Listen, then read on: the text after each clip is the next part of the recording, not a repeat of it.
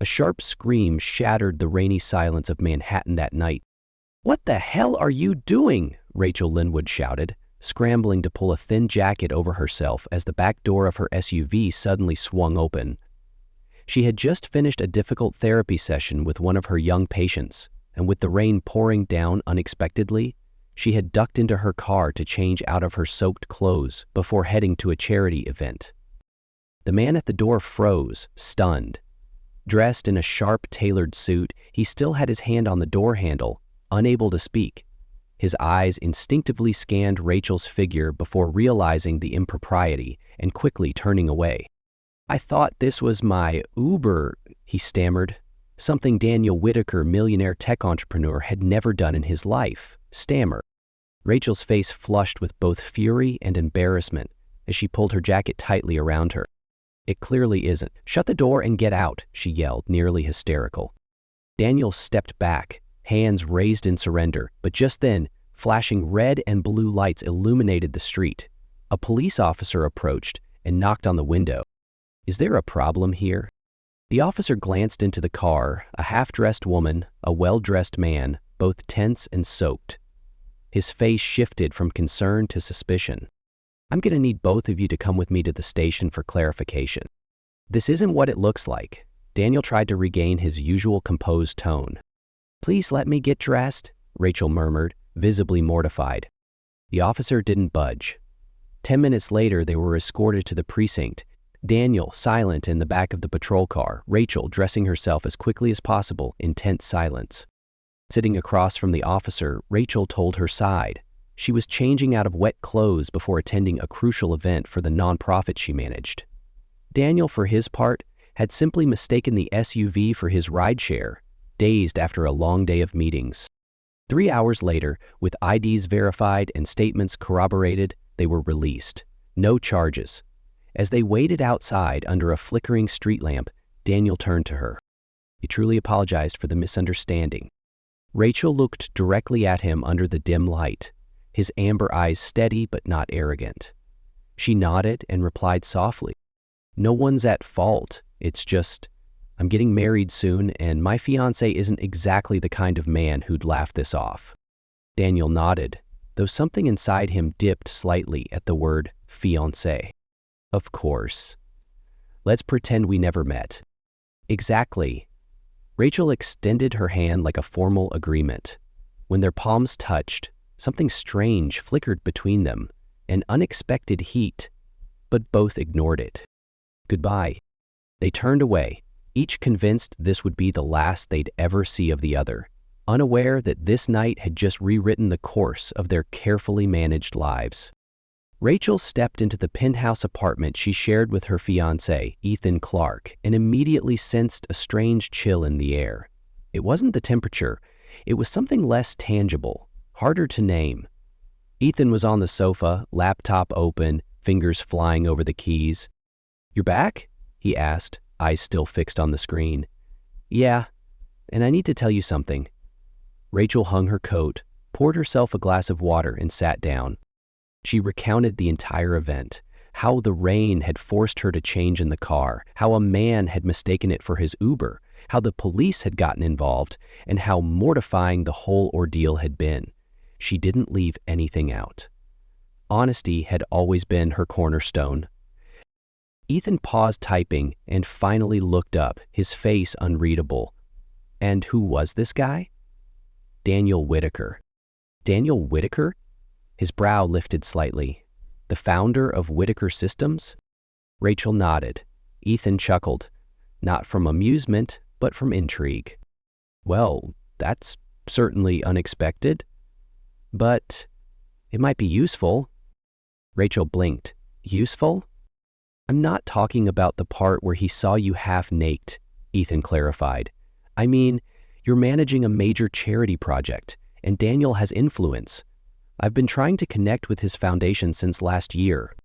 "You're thinking about work?" Rachel asked, disbelief creeping into her voice. "We both want the same things, don't we?" Ethan replied, taking a sip of his wine. "Careers, influence, a solid network. That's what a successful life is built on." Rachel was quiet. A wave of disappointment washed over her like a slow, rising tide. She'd expected concern, maybe even a bit of jealousy. Anything to show that he cared, not just about her role in his vision for the future. "You're not upset?" she asked softly. "Why would I be?" Ethan shrugged. "You didn't do anything wrong." At that moment, Rachel felt an invisible wall between them, a divide she hadn't noticed before. It felt like she was sharing her life with a business partner, not someone she was about to marry. That night, lying next to Ethan in a wide, perfectly made bed, Rachel stared at the ceiling. Her mind wandered, again and again, back to the amber eyes of the stranger who had stood at her car door. There had been something disarming in the way he looked at her, honest, unfiltered, and impossible to forget. She couldn't stop thinking about those eyes. That was the strangest part. Night after night, no matter how hard she tried to move on, the image of that man, Daniel Whitaker, kept replaying in Rachel's mind. Not because of the embarrassment, but because of his gaze, calm, direct, and entirely without claim. Rachel stood before the mirror, adjusting the elegant black dress she had chosen for tonight's gala. It was the annual fundraising event for HopeBridge, the rehabilitation-focused nonprofit she had been managing for the past 3 years. The event had to go perfectly.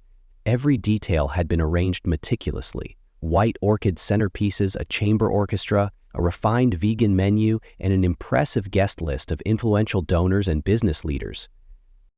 As she entered the hotel's grand ballroom, Rachel wore her practiced smile, greeting guests and giving final checks with her team. But her heart skipped a beat when she saw him, tall, in a tuxedo, standing among a group of Eastside Foundation directors, Daniel Whitaker. She froze for a split second, then steadied her breath and walked forward as if nothing had changed. "Rachel, someone important wants to meet you," her assistant whispered, subtly guiding her toward the group. "Daniel, may I introduce you to Rachel Linwood, our lead coordinator for the HopeBridge Center." Daniel turned. Those amber eyes were just as she remembered them, but now framed with a perfectly neutral smile. "A pleasure to meet you, Ms. Linwood," he said, offering his hand. "The pleasure's mine, Mr. Whitaker." Rachel took it lightly. A spark passed through her fingertips, subtle but undeniable. They both pretended to be strangers. For the next hour, they exchanged pleasantries, mingled with other guests, and avoided looking directly at each other when others were near. But whenever the room's attention shifted, their eyes would quietly find each other again. As the foundation's director stepped onto the stage, Rachel slipped away to prepare her speech, but a familiar voice stopped her mid-step. "Didn't expect to see you here," Daniel murmured, eyes still on the stage. "I've worked with this foundation for 3 years," she replied, keeping her voice low. "Strange, I don't recall seeing you at past events." "Maybe because you were never personally invited," Rachel said, frowning. Daniel smirked. "This time, I was. Your fiancé reached out, rather insistently." Rachel stiffened. Ethan had orchestrated this? After everything, she suddenly felt like a pawn in someone else's game. Before she could reply, her name was called. Rachel stepped up to the podium, spotlights blinding, her pulse racing. She spoke about the Rehabilitation Center, a place of new beginnings for children recovering from traumatic injuries. Her voice was steady, but every time she glanced out, Daniel's eyes were there, unmoving. She ended with your support, these children will have the future they deserve." Applause erupted. Then came the surprise. Daniel stood up. "On behalf of the Whitaker Foundation, I'd like to commit to funding 50% of the project's total cost," he announced clearly, calmly. A wave of shock swept through the room. Rachel stood frozen, trying to maintain composure. The director nearly danced with joy. "A historic moment! We must capture this! Daniel and Rachel, please join me for a photo." They stood close as cameras flashed. Daniel leaned in, whispering so only she could hear. "But there's one condition." Rachel's fingers tightened around her bouquet. "You'll oversee the project personally, weekly reports directly to me." "Why me?" she muttered. "Because you're the only one I trust to keep it honest." She should have said no, Rachel should have shut it down right there at the gala, thanked him politely, handed the project over to someone else. But when the night ended and she returned home to find Ethan waiting with a glass of wine and a question about successful sponsorship, she simply said, "He asked me to oversee it personally. I agreed." Ethan smiled with approval. "Good. I figured he was impressed." Impressed? No. Daniel Whitaker didn't operate on flattery. And Rachel wasn't sure what had kept her from refusing. Maybe it was curiosity. Maybe something she wasn't ready to name. 3 days later, Rachel stepped into Daniel's office on the top floor of a glass-walled tower in the financial district. It was open, modern, minimal, but the view was what overwhelmed her. New York City stretched endlessly below, silent and small. Daniel stood from behind a dark wood desk as she entered. "Ms. Rachel Linwood," he said. No smile, but something flickered in his eyes. "I've been waiting." "The revised plans follow the suggestions from the architecture team," Rachel said, lifting her tablet with professional ease. They reviewed the updated layout for the rehab center. Rachel leaned over the table, pointing to the hydrotherapy section. Daniel stepped beside her silently. When she turned slightly, the distance between them vanished. She could feel his breath near her neck, sandalwood, and something cool like mint. "My recommendation is to expand the aquatic therapy area," she said, voice steady. "Agreed," he replied, not moving. Rachel pulled away and walked to the conference table. "I'll forward the suggestion. Weekly reports every Monday, per your request." "Perfect," he nodded. But his gaze lingered longer than necessary. The following meetings were the same. Efficient, structured, on schedule, but within the charts and construction reports were moments that moved more slowly. Once, while she reviewed procurement lists, Daniel placed a black coffee next to her elbow. She hadn't told him her order. He just said, "I noticed during the gala, you skipped the cappuccino." Another time, when they visited the construction site, rain caught them by surprise. They stood under a corrugated awning, shoulders brushing, saying nothing. Rachel knew this was dangerous. She was still recovering from Ethan. Not just the betrayal, but the realization of all the things he had never been. Yet with Daniel, she felt seen. Not as a strategic match, but as a human. Flawed and questioning. One late afternoon, after a meeting ran long, Daniel offered her coffee in the downstairs lounge. She should have declined, but she sat across from him anyway, in the quiet space of the building's cafe. "You were engaged?" Daniel asked, tone casual but probing. "I was," Rachel answered, fingers circling the rim of the porcelain cup. "I called it off." "Because of me?" he asked, without flinching. Rachel met his gaze. "No, not exactly, but maybe you helped me realize how much I had sacrificed in the name of safety." Daniel leaned back. "I understand. I've chosen control over connection most of my life. And now here you are having coffee with a non-profit project manager," she smiled. He chuckled, low and brief. "I'm not sure this is still about the project." Silence, soft but heavy. "Daniel," she said after a moment, "I'm not sure I'm ready." "I'm not asking for anything," he said, eyes steady. "I just want to be closer. If you'll let me." That night, when Rachel returned to the apartment, now hers alone, she stood for a long time, staring at the city through the glass. For the first time in months, she wasn't afraid of being alone. She still hadn't said the words out loud. Her connection with Daniel was growing in ways Rachel couldn't have predicted. Slow yet intense, terrifying yet magnetic. But deep down, she knew there was one door left partially open. Ethan. The wedding had been called off, but they had never officially spoken since.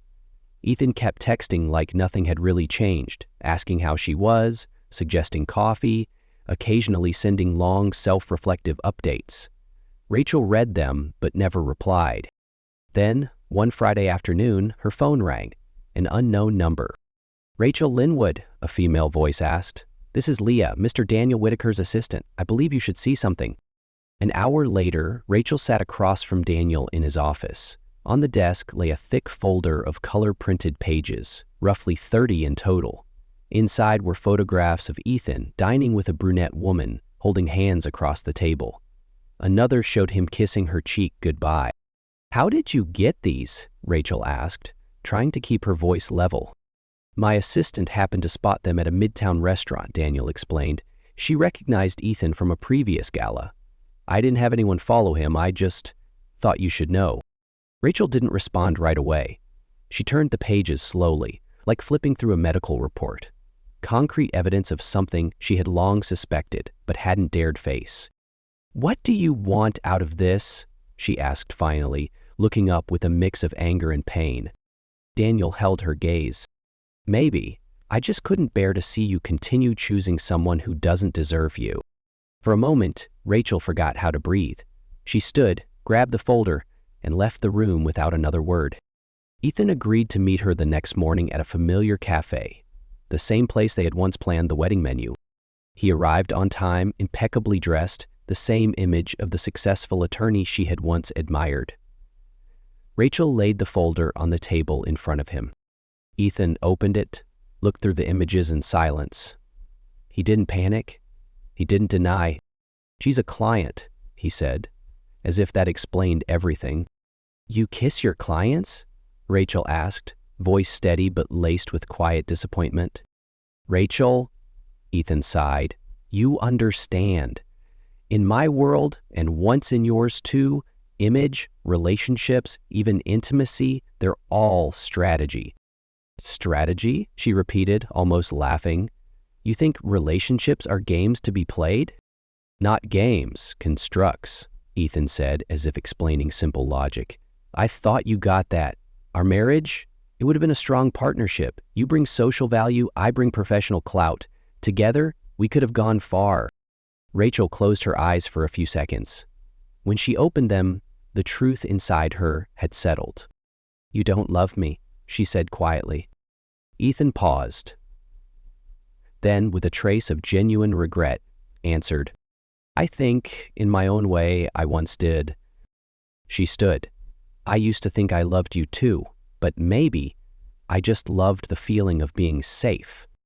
As Rachel stepped out of the cafe, it wasn't raining, but the wind was sharp, biting against her skin like the reality she could no longer avoid. There would be no soft landing, no perfect farewell. But for the first time, she wasn't walking away out of fear. She walked away because she knew she no longer belonged there. She needed space, but hadn't expected to find clarity with it.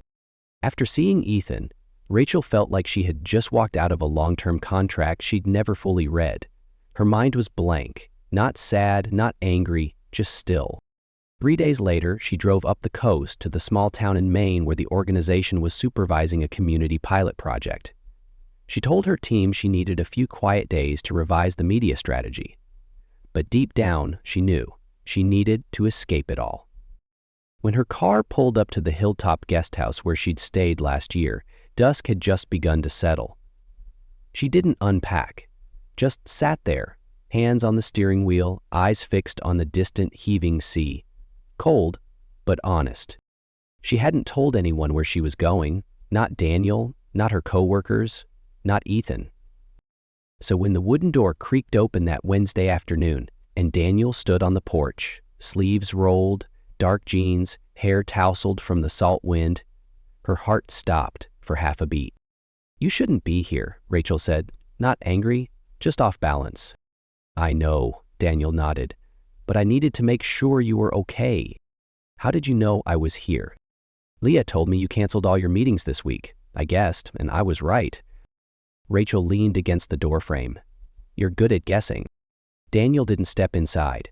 He stood there quietly for a moment, then said, more softly, "I don't know what I'm doing, but I know I don't want to go back to what I had, where everything made sense and nothing felt real." She looked at him, for the first time not guarded. He looked different, less polished, less assured, but more human than ever. "I was terrified," Rachel admitted, calling off the wedding. "I thought I'd lose direction, that I'd fall apart, but I don't regret it." Daniel stepped up one stair, but stayed at a respectful distance. As for me, he said, I'm scared of this feeling, of missing someone I've barely known, outside of a few conversations and glances. He met her eyes. I'm falling in love with you, Rachel. Slowly, uncertainly, but it's real. She felt something fracture inside, like hearing a sentence she didn't know she'd been waiting for. She stepped back slightly, whispered, I can't promise anything right now. I'm still learning how to live honestly. But, Daniel moved forward, gently taking her hand. You don't need to promise. Just, don't shut me out. She didn't. Not this time. She hadn't pushed him away, but that didn't mean everything got easier. After that afternoon in Maine, Daniel returned to the city. Rachel stayed a few extra days to clear her mind. They texted daily, not intensely, not expectantly, just a steady, quiet presence. For the first time in her life, she felt a relationship not based on need, but on choice. One morning, upon returning to her office, Rachel found an email from an international address. It was an official offer from a global health organization in Barcelona, inviting her to lead a European pediatric rehabilitation program. She had applied nearly a year ago and forgotten. Holding the printed letter, she sat in silence. This was her professional dream, to lead something global, meaningful, to have real impact, to be heard. But now, with the dream within reach, her emotions weren't simple. Something tugged at her from deep within, a quiet echo from a windswept porch, Daniel's eyes, his hands gently holding hers, his confession under the salt breeze.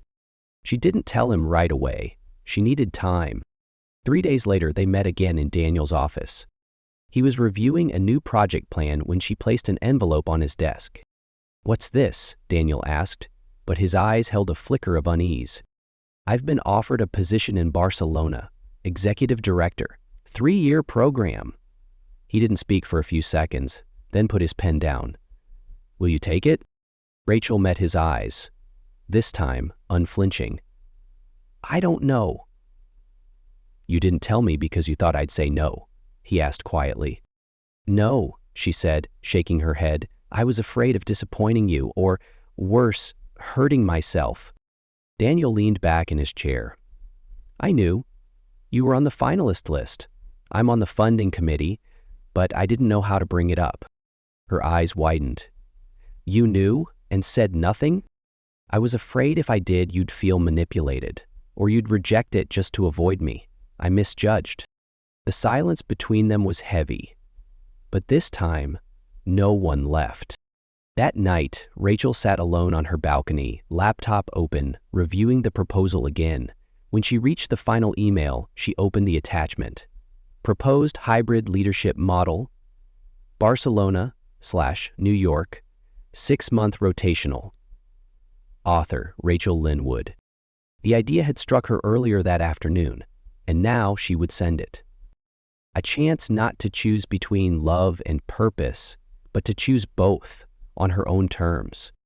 She had sent the proposal, but what came next, no one could predict. A week later, Rachel received a reply from the organization in Barcelona. They were impressed with the rotating model she had suggested. They requested one final meeting with a representative from the Whitaker Foundation, and that, of course, meant Daniel. The meeting was scheduled at Daniel's office, in a glass-walled room overlooking the Manhattan skyline. Rachel arrived early. For the first time in weeks, she dressed like a specialist again. Navy dress, hair tied back, eyes steady. Daniel walked in a few minutes later, carrying 2 coffees. For you, he said, placing it exactly where she usually set her laptop. Thanks, she replied softly, not because she was nervous, but because she knew today wasn't just about business. The international representative appeared on screen. The conversation flowed smoothly. Rachel presented the 6-month rotation model, Barcelona and New York, ensuring project continuity and shared impact. Daniel listened. He didn't interrupt, didn't steer. When it was his turn to speak, he simply said, I believe we need leaders who break old structures to build something truly lasting. The Whitaker Foundation supports this plan. with one condition. Ms. Linwood leads it. The representative smiled. We wouldn't want anyone else. When the meeting ended, Rachel gathered her papers. Daniel remained standing, his expression soft. Congratulations, he said. Looks like you'll have 2 cities to call home. She looked at him, then stepped closer. I don't know what will happen. We may change, or we may not. But if you'll walk beside me, not to lead, just to be there, then I'm ready. Daniel nodded, stepping forward, fingers brushing lightly against her wrist. I don't need control anymore. I just need trust. And for the first time they kissed, not out of confusion, not from emotional collapse, but because they had both chosen to stay rather than run. That kiss wasn't like any before. It wasn't a promise or a chain. It was a door opening for them both to step through. A month had passed since that defining meeting. Rachel had officially accepted the executive director role for the European program. These days, she spent most of her time finalizing transition plans with her New York team while engaging in daily calls with the Barcelona partners. Everything moved like a new gear slotting into place, and this time, she was the one turning it. Daniel didn't interfere. He didn't manage her schedule, didn't try to make decisions for her. Instead, he simply showed up. When she needed him, when she didn't know she did, when she looked back and found him standing right there. They didn't move in together. No announcements were made, but in the way he looked at her, in their dinners, in the way he would lightly place his hand on the small of her back when they crossed the street, Rachel knew this was the most honest thing she'd ever had. One crisp autumn morning, Rachel sat in her temporary apartment, packing for her flight. On the table lay an old box, inside the wedding invitation that had never been sent. This time, she lifted it without hesitation, opened it, and read the gold-embossed line, Rachel Linwood and Ethan Clark, a celebration of union. She smiled, not with sadness, not with regret, just a quiet smile, like reading a letter you once wrote to a younger version of yourself and realizing how much you've grown. She dropped the invitation into the trash and closed the lid. That evening, she met Daniel at a quiet bistro by the park. Wooden tables bathed in soft amber light. They sat close, speaking little. Sometimes, silence was the only language that mattered. I leave tomorrow, she said, as dessert arrived. I know, Daniel replied, his eyes fixed on the candle between them. I'll be back in March, then gone again 6 months later, she exhaled, more to affirm it to herself. I'll be here, he nodded, and when you return, I'll be at the airport. Rachel laughed gently and reached for his hand. I don't need the airport. I just need to know you won't disappear. Daniel reached up and touched her cheek, eyes unguarded, for the first time holding something raw. Hope, softness, and trust. The next morning, as the plane lifted from JFK, Rachel leaned her head against the window, watching the city shrink beneath her. She didn't cry. She wasn't afraid. She only felt peaceful, as if, at last, she had learned how to begin again without needing all the answers.